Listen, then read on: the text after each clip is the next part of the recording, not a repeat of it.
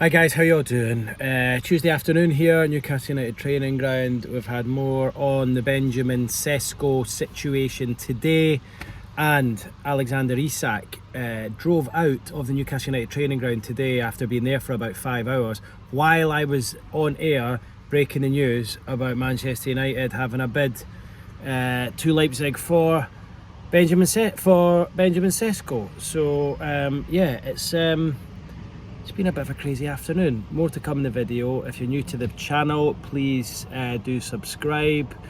Give us the thumbs up, even if it's a video, this kind of video you don't like, I would imagine, and leave your comments below, please, guys. Wow. Well, this transfer, like the Isak one, like all the other ones before it, is becoming a bit of a saga, and it's beginning to not look too good for Newcastle United. I know there was a lot of people jumping a little bit and saying it was close to Newcastle off the back of Newcastle's offer last night. And Newcastle's offer is a good one, it's a fair one, it's a really, really big one. 80 million euros plus 10 million in add-ons. So a 90 million euro package for Benjamin Sesko. It's an incredible amount of money. Really, really brave, strong bid by Newcastle United for the Slovenian. As we sit here at what, 4:45, that offer is yet to be accepted by Leipzig, and I think confused slightly by the fact that Manchester United themselves have finally come to the table, put their money where their mouth is, and made an offer of their own for Sesko. So their offer today, 75 million euros up front with 10 million in add-ons, make it an 85 million euro package. And I'll repeat, Newcastle's 80 million up front with 10 million add-ons. This is all euros, by the way, making it a 90 million package. So Newcastle have bid £5 million more. They are offering 5 million more euros up front, and we're yet to hear from Leipzig if they are to accept one or both or none of those offers. But they both match the valuation of the player.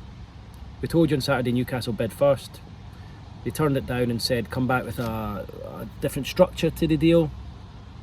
Newcastle did exactly that. I felt they'd probably blown Manchester United out the water with their offer, but United have obviously come in and made their own bid. Now, it is less. The thing that makes this normal negotiations, you would feel that's Newcastle the strongest. So it feels ridiculous sat here saying Newcastle have bid more, but Man United are the favourites. And the reason for that is, and continually we're hearing, that this is down to the player. Newcastle have feared internally all along that the player wanted Manchester United first and foremost, and that Newcastle were just kind of getting left to dragged along in this until Manchester United offered, and that would explain the hold-up. Because, I mean, Leipzig should be accepting that bid for Newcastle.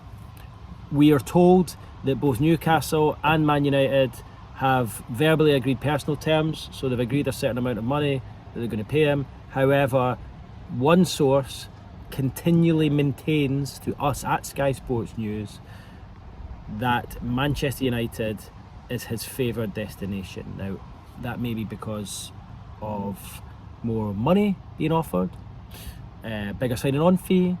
It might be because he sees Manchester United as the bigger club, and look, I think we can all agree Man United historically are the bigger club without doubt, but Newcastle have got Champions League football and Manchester United don't. Does he maybe see a 5-year deal at Manchester United and he thinks they'll have more Champions League football moving forward? I don't know. It's probably a combination of that and higher wages. But remember, Newcastle have already lost out to Manchester United for Brian Mbeumo, similar sort of thing, more cash, more money, more wages. They were interested in Cunha. Cunha's gone there for big money as well. And United continually paying players big money, top dollar to join them.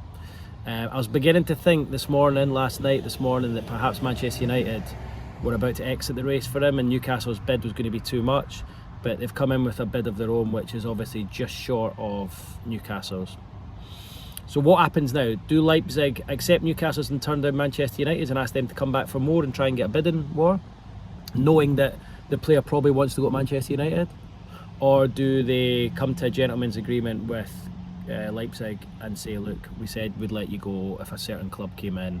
If Manchester United is the sort of club that one of these special clubs or whatever it is that you want to go to, we'll let you go for that amount. It's going to be really intriguing to see.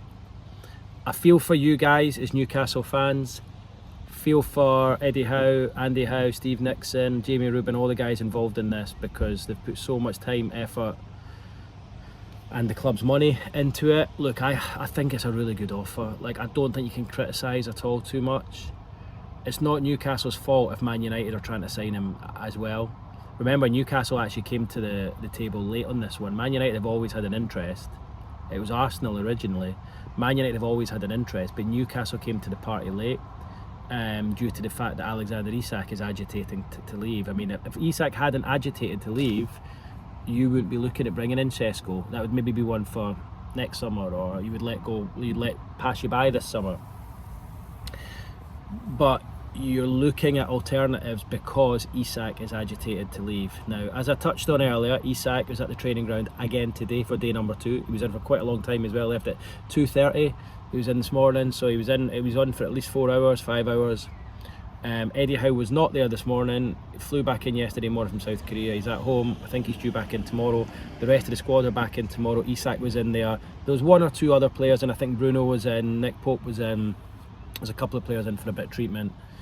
So Isak would have seen a couple of them. But I'd imagine tomorrow will be the first time he sits down with Eddie Howe and speaks about what's happened these last couple of weeks. Now, penny for Isak's thoughts, because as he drove past me, I was on air, pretty much breaking the news. It was broken on Athletic first of all, but breaking the news live on TV that Manchester United had made an offer for Benjamin Sesko. So he might have just seen the start of my update, I don't know, but like, for him to leave at that stage, the timing was just impeccable. I've said all along, if Newcastle don't get Sesko, it's going to be difficult for Isak to leave. While Newcastle don't want to hold him back, and they know that every player's got a short career, Newcastle are well within the rights with a player with 3 years left in his contract to keep him. And I mean, as much as he's agitating and he's caused a problem, the optics of what he's done are not good at all. I can't see Isak going through a season down tooling. Look, he might not start the season great, like we saw that last season. We saw that towards the end of the season where his performances dropped. But I just don't think it does him any good at all to go through a season, or even to January, without trying. Like, I don't think any player does that. So it'll be intriguing to see how Newcastle manage to deal with the situation, how Eddie gets his head in the right space. And I think that's what's going to have to happen if this Sesko deal doesn't come through. I know a couple of other players have been mentioned, the likes of Nicholas Jackson, Watkins. Do I see them as a direct replacement for Isak? No, not really.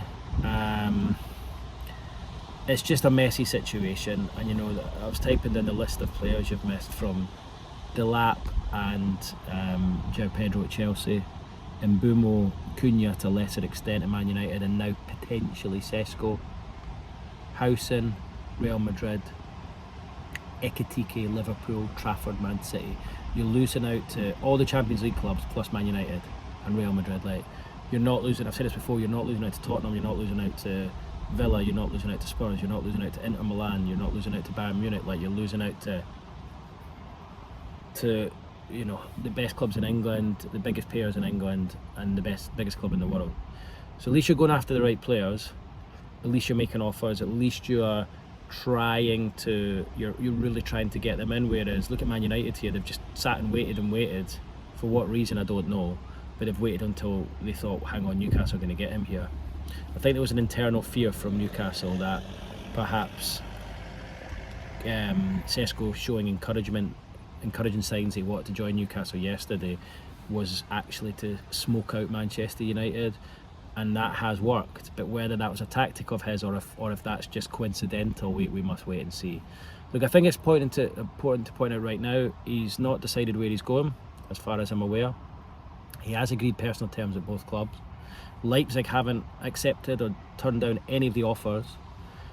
So we're still in a situation where, you know, all moves are on the table. but just from the noises I'm hearing, I have to say that it sounds more likely that he'll be a Manchester United player next season, which I know is so hard for you guys to hear. Probably the hardest of the lot because it's the latest and you're just being ground down by it all.